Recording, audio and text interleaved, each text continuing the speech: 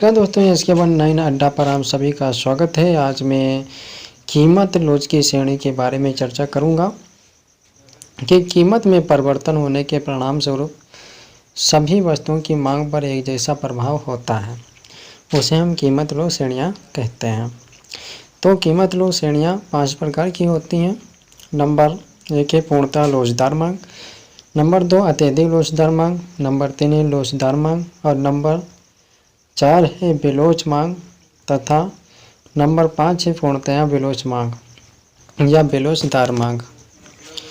तो बेलोचदार मांग ये 5 प्रकार की कीमत लॉज की श्रेणियां होती हैं जो कीमत में परिवर्तन होने के परिणाम स्वरूप सभी वस्तुओं की मांग पर एक जैसा प्रभाव होता है। जो सभी वस्तुओं की जो मांग होती है वो एक जैसा प्रभाव होता है। मान लेते हैं कि जो बाज़ार में जितनी भी वस्तुएं हैं वो उन वस्तुओं पर एक जैसा कीमत होता है, एक जैसी कीमत होती है। जब कीमत में परिवर्तन होता है, कीमत घटने और बढ़ने को परिवर्तन कहते हैं। जब कीमत में घटती और बढ़ती रहे तो उस वस्तुओं की मांग पर एक जैसा प्रभाव पड़ता है। पर कुछ वस्तुएं ऐसी भी होती हैं जो मांग की लॉज कम होती हैं। कुछ वस्तुएं ऐसी भी होती हैं जो मांग की लॉज कम होती हैं। कुछ वस्तुएं बाज़ार में ऐसी भी होती हैं जिनकी कीमतें सस्ती होती हैं और महंगी भी होती हैं। ठीक है, सस्ती भी होती हैं और महंगी भी होती हैं। सस्ती में से होता है कुछ ऐसी भी वस्तुएं होती हैं जिसकी जो कीमत अधिक नहीं होती है, न्यूनतम कीमत होती है। ठीक है, उसकी मांग की लॉज कम होती है। तो कुछ वस्तुएं क्या होती हैं, अधिक महंगी होती हैं। तो ये श्रेणियाँ जो होती हैं, जो 5 प्रकार की श्रेणियाँ हैं। ठीक है, ये 5 प्रकार की श्रेणियाँ हैं। नंबर 1 है पूर्णतः लोचदार मांग। जब वस्तु के मूल्यों में परिवर्तन नहीं होने पर या अत्यंत सूक्ष्म परिवर्तन होने पर मांग में बहुत अधिक कमी या वृद्धि हो जाती है, तब वस्तु की मांग को पूर्णतः लोचदार मांग कहते हैं। पूर्णतः लोचदार मांग क्या है कि जब वस्तु के मूल्य में परिवर्तन नहीं होता, जब वस्तु के मूल्य में परिवर्तन नहीं होता है या अत्यंत सूक्ष्म परिवर्तन होने पर मांग में बहुत अधिक कमी या वृद्धि हो जाती है, तो वस्तु की मांग को पूर्णतः लोचदार मांग कहते हैं। ठीक है, फिर से समझ लीजिए। जब वस्तु के मूल्य में जब वस्तु के मूल्य में परिवर्तन नहीं होने पर, जब वस्तु के मूल्यों में कोई परिवर्तन नहीं होता है, फिर भी सूक्ष्म परिवर्तन, फिर भी बहुत ही थोड़ा परिवर्तन तो होता ही रहता है। थोड़ा परिवर्तन होने पर जो मांग होती है उस मांग में बहुत अधिक परिवर्तन हो जाता है या बहुत अधिक कमी या वृद्धि हो जाती है, तब वस्तु की मांग को पूर्णतः लोचदार मांग कहते हैं। ओके, समझ पड़ गया। आगे देखते हैं। लोचदार मांग कही जाती है रेखा के आधार पर एक्स अक्ष के समांतर होती है। जो रेखा होती है, जो पूर्णतः लोचदार जो मांग होती है, जो एक्स अक्ष के समांतर होती है। इसमें कीमत में कोई परिवर्तन नहीं होती, लेकिन मांग में परिवर्तन होता है। ठीक है, इसे पूर्णतः लोचदार मांग कहते हैं। देखते हैं। अब ये देखिए, जो एक्स अक्ष के समांतर है तो ये हमारी क्या है, क्वांटिटी में होता है वस्तु की मात्रा। ठीक है, वस्तु की मात्रा है ये, और ये है कीमत। ये कीमत रेखा है। जब कीमत रेखा जो वस्तु की मात्रा है, तो यहाँ पर क्या होता है कि जो मांग की मात्रा क्या हो जाता है, OQ से बढ़कर, जो OQ है ना, यहाँ से समझ लेते हैं। जो OQ है, OQ है, कीमत कितनी OP है। अब यहाँ पे कीमत क्या है, OP है। कीमत OP ही स्थिर है और मांग की मात्रा OQ से बढ़कर OL हो जाता है। OQ से बढ़कर OL हो जाता है, लेकिन कीमत क्या है, स्थिर है। अब जब कीमत स्थिर है तो जब मांग में परिवर्तन होता, मांग में बहुत अधिक परिवर्तन हो जाता। जब कीमत स्थिर है तो मांग में दोगुना परिवर्तन हो जाता है। तो इस परिवर्तन को हम क्या कहते हैं, पूर्णतः लोचदार मांग कहते हैं, जिसे E बराबर J अनंत का चिन्ह लगा है, जिसमें कोई सीमा, मांग की कोई सीमा ही नहीं होती है। क्या कहा है, मांग की कोई सीमा नहीं होती है। ठीक है, मांग की कोई सीमा नहीं होती है, जिसे पूर्णतः लोचदार मांग कहते हैं। लेकिन उन वस्तुओं की कीमतें स्थिर होती हैं और वस्तुओं की मांग की मात्रा में परिवर्तन होता रहता है। ओके, आगे देखिए, उदाहरण में दे रखा है कि पूर्णतः लोचदार चित्र में वो पी क्यू है, मूल्य क्या है, पी क्यू है, और मांग की मात्रा ओ क्यू है। ठीक है, मूल्य पी क्यू है, मांग की मात्रा ओ क्यू है, परंतु मूल्य में परिवर्तन हुए बिना ही मांग ओ क्यू से बढ़कर ओ एल हो जाती है। ठीक है, ओ क्यू से बढ़कर कितना हो जाता है, ओ एल हो जाती है। स्पष्ट है कि कीमत में स्थिर रहने पर भी मांग में परिवर्तन हो गया। ठीक है, जब कीमत स्थिर होती है, जब कीमत स्थिर होने पर मांग में परिवर्तन हो जाता है, तो इस प्रकार की मांग केवल काल्पनिक होती है। इस प्रकार की जो मांग है वो क्या होती है, काल्पनिक होती है, जो वास्तविक जीवन में पूर्णतः लोचदार मांग का उदाहरण नहीं मिलता है। जो गणितीय भाषा में ये इक्वल टू अनंत द्वारा व्यक्त करते हैं, जिसकी मांग की कोई सीमा नहीं होती है। ओके, अगला नंबर 2, अत्यधिक पूर्णतः लोचदार मांग। अत्यधिक लोचदार मांग, अत्यधिक लोचदार मांग क्या है, जब किसी वस्तु की मांग में अनुपातिक परिवर्तन के अनुपातिक परिवर्तन से अधिक होता है, कीमत के अनुपातिक परिवर्तन से अधिक होता है।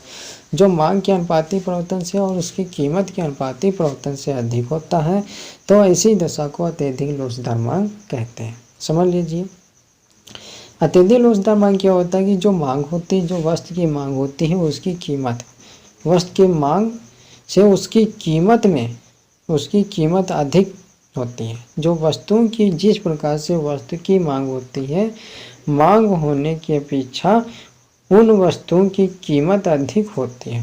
समझ पड़ गया, जब मांग होने की अपेक्षा वस्तु की कीमत अधिक होती है तो अत्यधिक लोचदार मांग कहते हैं।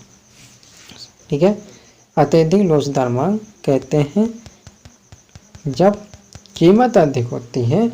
जब इसमें भी देखिए, जब किसी वस्तु की मांग में अनुपातिक परिवर्तन और कीमत में अनुपातिक परिवर्तन होने से अधिक होता है, तो ऐसी दशा को अत्यधिक लोचदार मांग कहते हैं।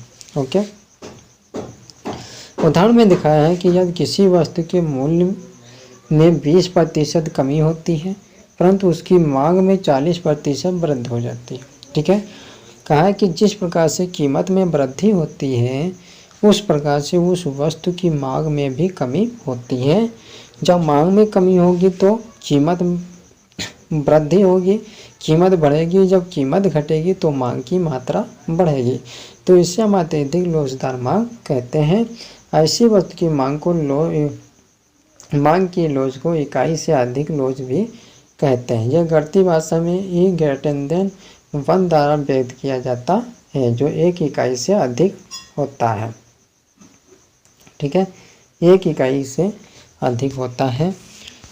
चित्र में देखिए, डिमांड वक्र है, तो कीमत कितनी है, ओपी है। जे क्वांटिटी में होता है वस्तु की मात्रा। ठीक है, इतना ध्यान करता हूँ, वस्तु की मात्रा होती है, और जे होती है कीमत।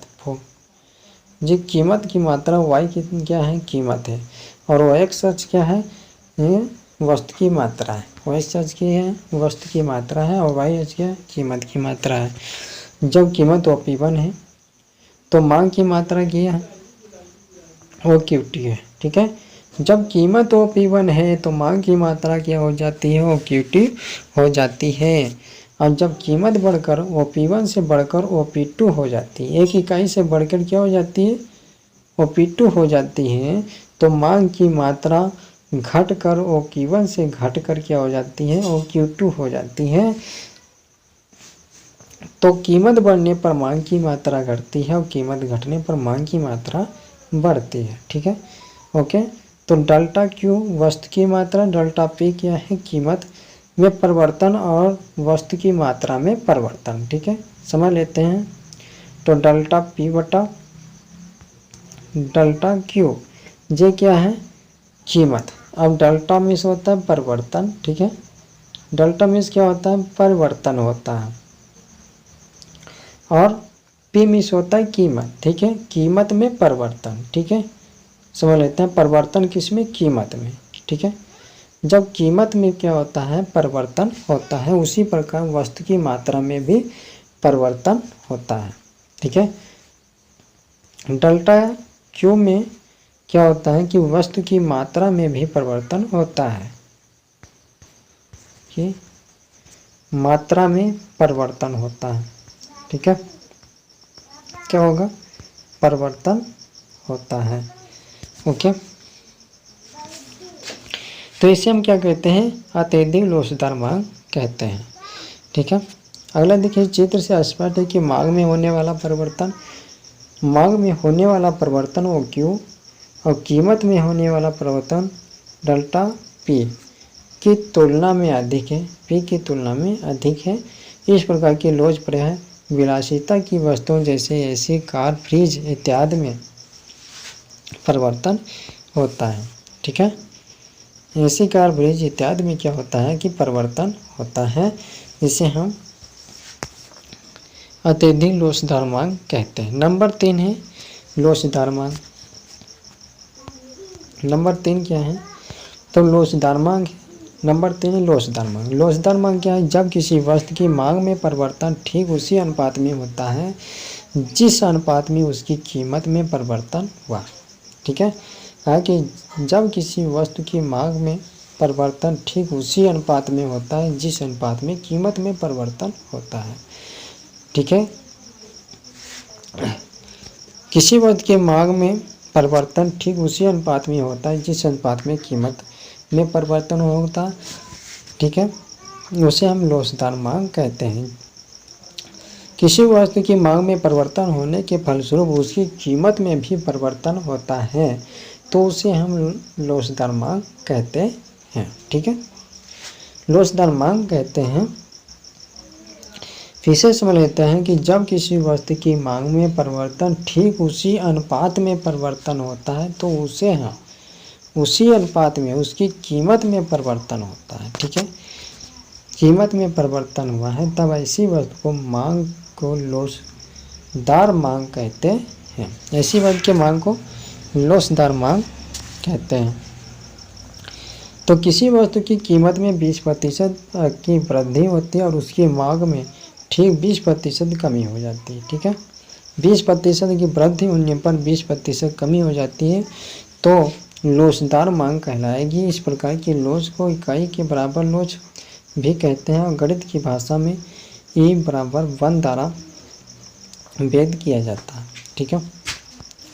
1 द्वारा व्यक्त किया जाता है। तो ये क्या रेखा है, वाई रेखा है। ये हमारी रेखा है, वाई रेखा है जिस पर खड़े हैं हम, और ये रेखा एक्सेस है। ये वस्तु की मात्रा, एक्सेस की क्या है, वस्तु की मात्रा है, और ये कीमत रेखा है। जब कीमत हमारी है तो यहाँ पर देखिए जो कीमत कितनी ओपी है तो मांग की मात्रा वो क्यों है। जब कीमत बढ़कर OP1 से बढ़कर OP1 हो जाती है तो मांग की मात्रा OQ से घटकर OQ1 हो जाती है। तो इसमें बताया कि जब कीमत में परिवर्तन होने पर उसकी मांग में भी परिवर्तन हो जाता है और कीमत मांग में भी परिवर्तन हो जाता है। कीमत बढ़ती है तो मांग की मात्रा बढ़ जाती है, कीमत बढ़ती है तो मांग की मात्रा घटती है और कीमत घटती है तो मांग की मात्रा बढ़ती है, ठीक है।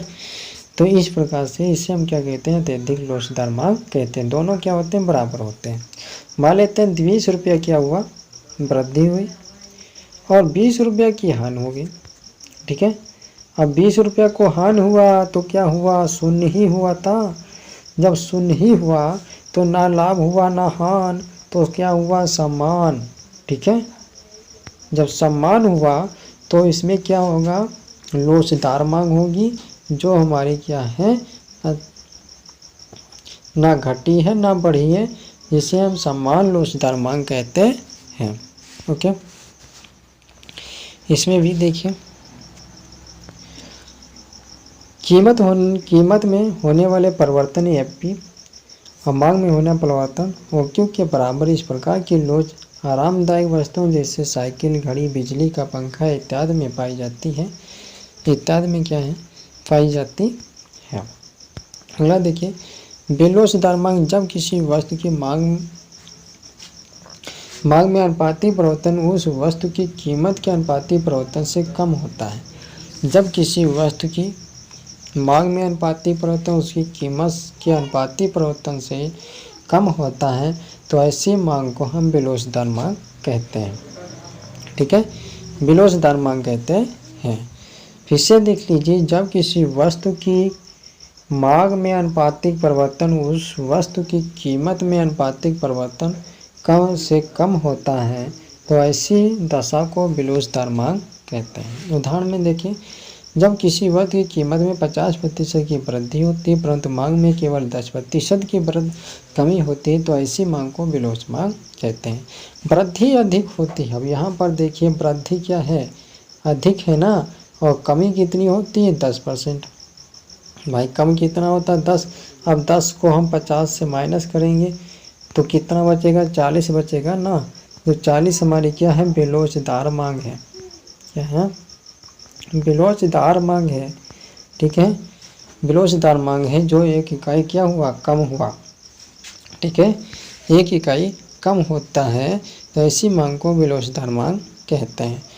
गणितीय भाषा में इसे घटता ग्रेटर देन ई बराबर घटता ग्रेटर देन 1 द्वारा व्यक्त किया जाता है, जो एक इकाई से कम लोचदार मांग को। चित्र में देखिए, चित्र में कहा है जो कीमत ओपी है मांग की मात्राओं क्यों है, डी डिमांड मांग वक्र है, जो क्या है मांग वक्र रेखा। ध्यान देना, ये मांग रेखा है और ये क्या है, कीमत रेखा है। ये कीमत रेखा, ये वस्तु की मात्रा है। ठीक है, ये वस्तु की मात्रा है और ये क्या है, परिवर्तन है। जब कीमत ओपी है तो मांग की मात्रा ओ क्यू है। जब कीमत ओपी से बढ़कर OP1 हो जाती है तो मांग की मात्रा OQ से घटकर OQ1 हो जाती है। तो इससे क्या होता है, घटती है। जब कीमत बढ़ेगी तो मांग की मात्रा घटेगी, तो इसे हम क्या कहते हैं, बेलोसदार मांग कहते हैं। ओके, नंबर 5 है पूर्णतः लोचदार मांग। पूर्णतः बेलोसदार मांग, जब किसी वस्तु के मूल्य में पर्याप्त परिवर्तन होने पर उसकी मांग में बिल्कुल परिवर्तन ना हो तो ऐसी दशा को पूर्णतः बेलोसदार मांग कहते हैं। जब किसी वस्तु के मूल्य में पर्याप्त परिवर्तन होने पर भी उसकी मांग में बिल्कुल परिवर्तन ना हो तो ऐसी दशा को पूर्णतः बेलोसदार मांग कहते हैं। मांग में बिल्कुल परिवर्तन न होने के कारण ऐसी दशा को यक्ष गणितीय भाषा में ई बराबर 0 द्वारा व्यक्त किया जाता है। कीमत ओपी है तो मांग की मात्रा OQ है। जब कीमत में परिवर्तन होता है लेकिन मांग में कोई परिवर्तन नहीं होता है तो ऐसी दशा को हम पूर्णतः बेलोसदार मांग कहते हैं। OP और OP1 कीमत है अनंत, ये बराबर क्या है, अनंत, अनंत रेखा है। ठीक है, शून्य रेखा है, तो इसे हम क्या कहते हैं, पूर्णतः बेलोसदार मांग कहते हैं। ओके, धन्यवाद।